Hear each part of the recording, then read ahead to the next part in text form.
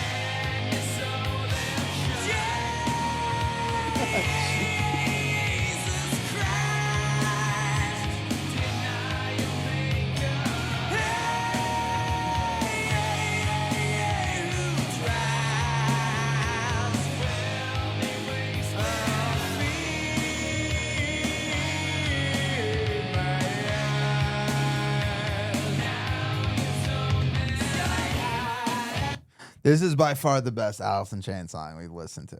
Yeah, I think so. It's definitely got, a vibe to it, just that guitar riff, and then that chorus is just raw. Oh, like, dude.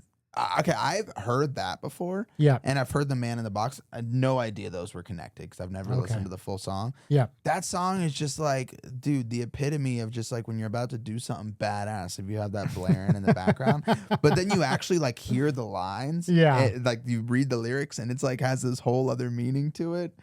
It's kind of crazy. It is. This is some dark written shit. I love it though, dude. It is kind of dark, but yeah, I'm enjoying it.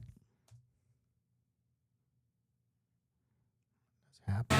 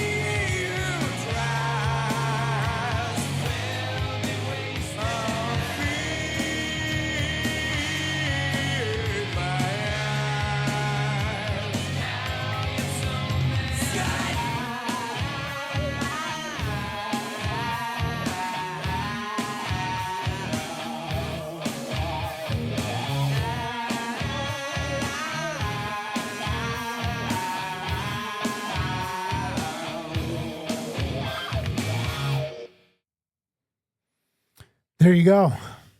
Bro, that was so much better than I ever thought it would be. That was awesome. I mean, the song itself is just like so catchy, so perfectly grunge. Like, oh man, if I would have heard this back in the day, this would have been one of my favorite songs. I could see that. Yeah. Yeah. So good. I definitely did not appreciate it at the time. And now that I'm listening to it, I'm like, okay, I can see why people enjoyed this so much and why people loved it. Mm-hmm.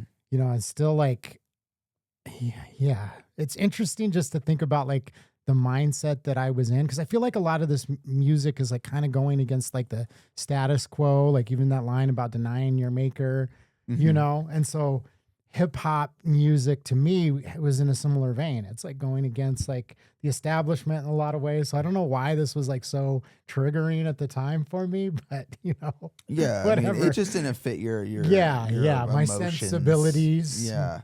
I mean, my question is like, I mean, what do you think this song was like fully about?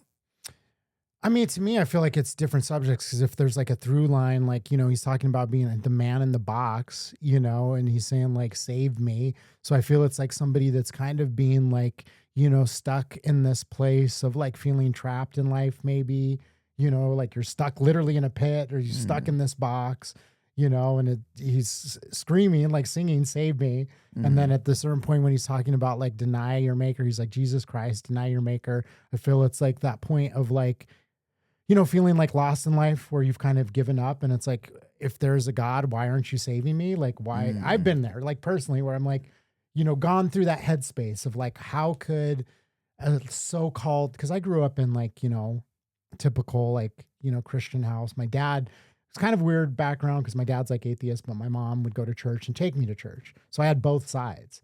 And so I always struggled with that. I was like, you know, if there is a God, why would he allow pain to exist and cruelty and all the horrible things that you see? So that's kind of what I get from the man in the box. I know it's kind of long-winded, but you know, when he's talking about Jesus Christ, deny your maker, it's like, you know, being in that struggle of like, you know, feeling trapped and like kind of denying God because you're like, how could life be so cruel? Yeah, I mean, and that kind of, I think that's a great explanation. I really do. Because I was kind of like, I had like so many different kind of things floating in my head of what the song could be about. And that kind of makes sense. I mean, sometimes you try to start putting the pieces together, like, you know, feed my eyes, sew my eyes shut, like things like that. That's why I'm like, you could look at how you interpreted it and be like, okay, feed my eyes, like show me. Yeah. Show me that you're real, feed my belief. And then it's like, or just sew my eyes shut and you know, like, yeah, that is an interesting line because I was thinking the same thing. I was like, what does that mean? It's like show me the light, and now my eyes are shut. So it's like again, like the, you know, the give and take of like, yeah, like show me the light, but then also like this world is too much. Like I don't want to see anymore. Yeah, or I'll just like blind, or just like kind of a metaphor or whatever to like people who blindly believe in faith without any proof and things like that. Yeah, exactly. Like now you're sewing my eyes shut so that I can't see the light or can't see the truth. So yeah, I think it could be taken either way. That's what makes music like this interesting because the songwriting to me is like, I don't think that, you know, it's just ramblings. You know what I mean? Sometimes I feel like people write songs and it feels like there's no deeper meaning. They were just sitting there down with the pen, you know, and just like that sounded cool. I feel like with his songwriting that there's like definitely a thought and deeper meaning that's put into it. 100%. But it is still like abstract.